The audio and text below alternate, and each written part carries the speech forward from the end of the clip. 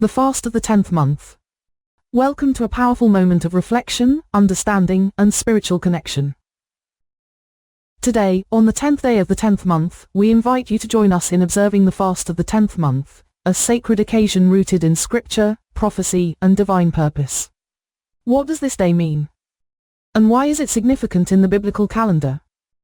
Let's dive deep into the sacred meaning of this day and how it shapes our understanding of God's eternal plan. The fast of the 10th month is mentioned in the book of Zechariah.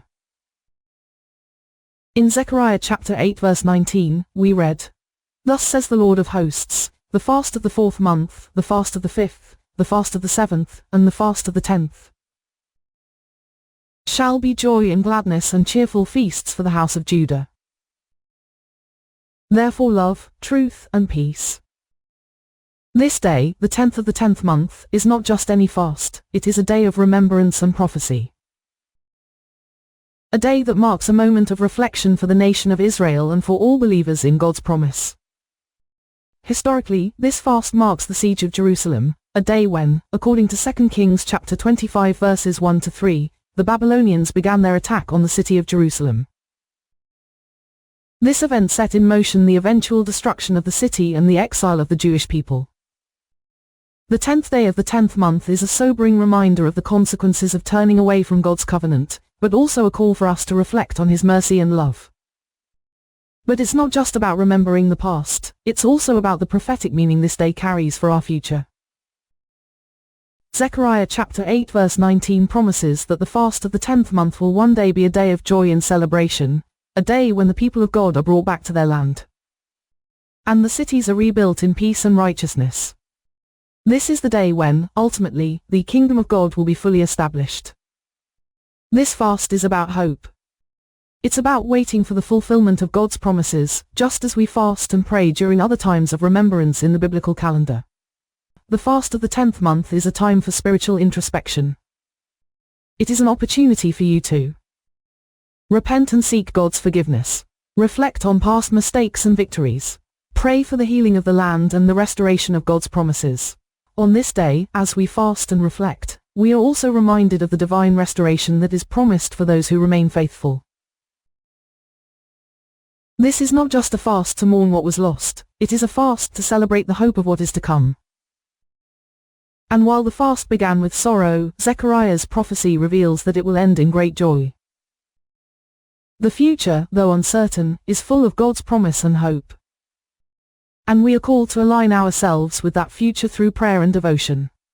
As you observe the fast of the 10th month, remember that it is not just a day to mourn, but a day to embrace the promises of God. It's a time to seek peace, love truth, and prepare for the ultimate restoration. Will you join us in this sacred moment? Whether through prayer, reflection, or fasting, this is a day to connect with the divine purpose and call upon the blessings of the Lord. The fast of the 10th month, an ancient reminder, a prophetic declaration, and the call to joy in restoration. Join us today in seeking God's guidance, peace, and the fulfillment of His promises. Because the fast of the 10th month will one day be a day of gladness.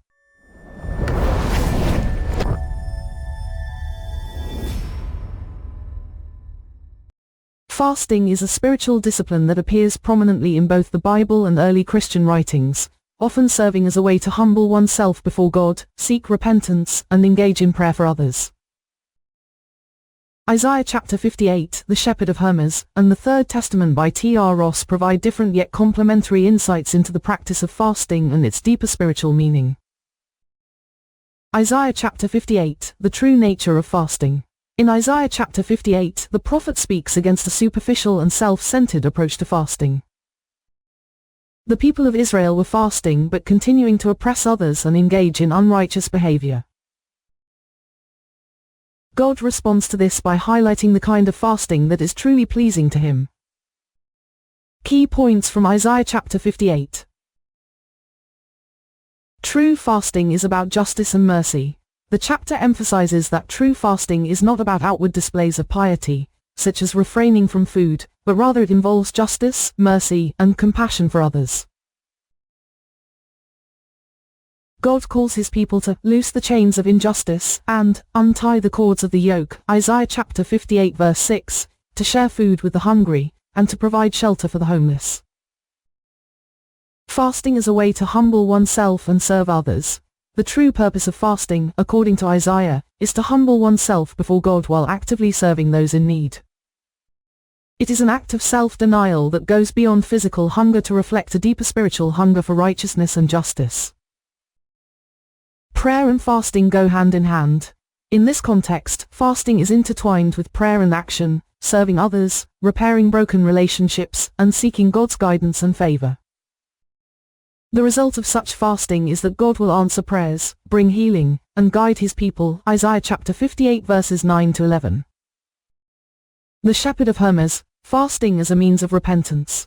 The Shepherd of Hermas, an early Christian text, also explores the theme of fasting, particularly as a means of repentance. In this text, fasting is closely connected to purification and renewal, helping believers to turn away from sin and toward a deeper relationship with God. Fasting as a means to overcome sin. Fasting in the Shepherd of Hermas is presented as a way for Christians to purify themselves from sin. It is not just about abstaining from food, but a way to engage in self-discipline and self-control, helping to strengthen one's commitment to God. Repentance and spiritual growth. Hermas suggests that fasting is an essential part of the process of repentance. Through fasting, believers are encouraged to reflect on their past sins, seek God's forgiveness, and strive for moral improvement and spiritual growth. This ties into the broader Christian concept that fasting is a form of sacrifice that opens the heart to God's mercy. Fasting as spiritual warfare. Similar to other early Christian writings, the Shepherd of Hermas portrays fasting as a battle against the flesh, enabling the believer to resist temptation and focus more fully on God. It is a way of spiritually aligning oneself with God's will. The Third Testament by T.R. Ross. Prayer, Fasting, and Intercession for War Victims. In the Third Testament by T.R. Ross, the importance of prayer is emphasized, particularly in the context of interceding for those who are suffering due to war, famine, and other forms of human suffering. Here, prayer, especially when combined with fasting, is portrayed as a powerful tool for invoking God's mercy and intervention. Interceding for the dying and suffering. The Third Testament stresses that prayer and fasting should not only be self-focused but should extend to others, especially those who are suffering.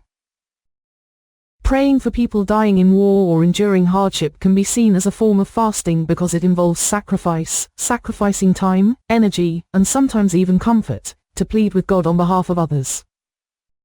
Prayer is a form of fasting. The act of prayer itself can be a form of spiritual fasting.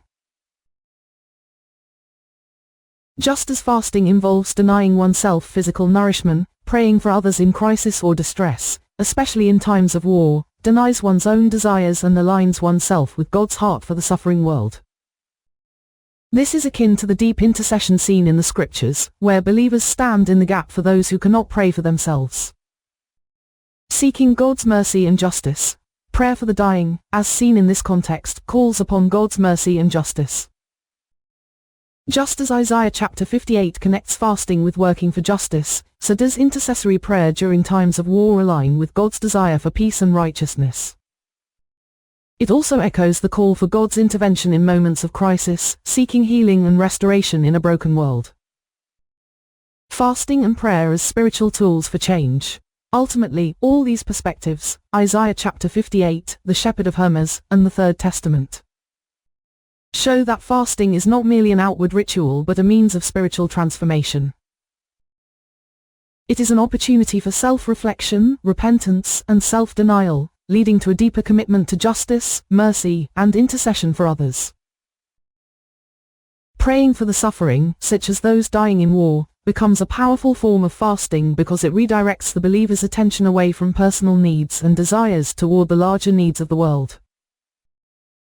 In this way, fasting becomes both a personal and communal act, drawing the believer closer to God while also fostering compassion for others.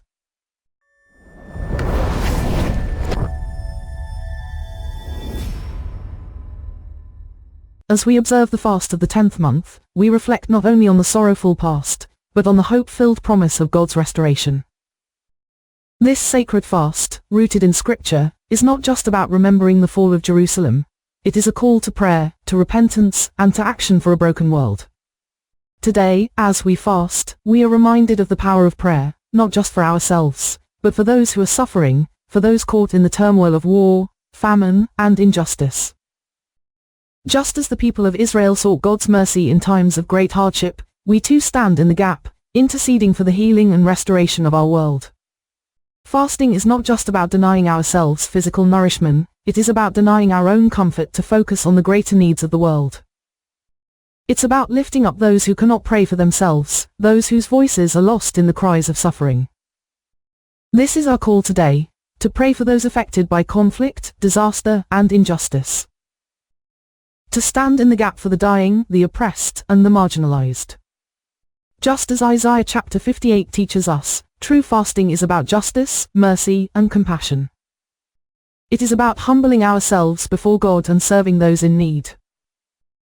Let us pray for healing, healing for the land, healing for the brokenhearted, and healing for all those in pain.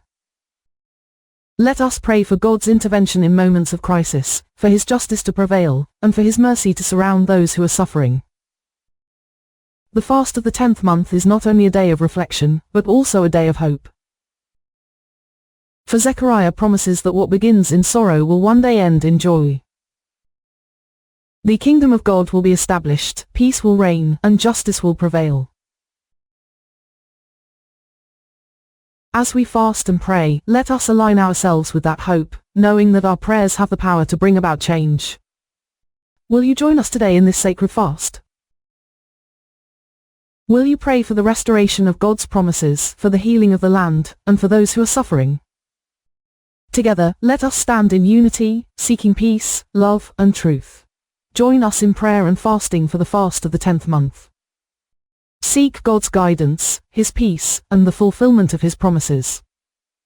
Because one day, this fast will turn into a feast of joy.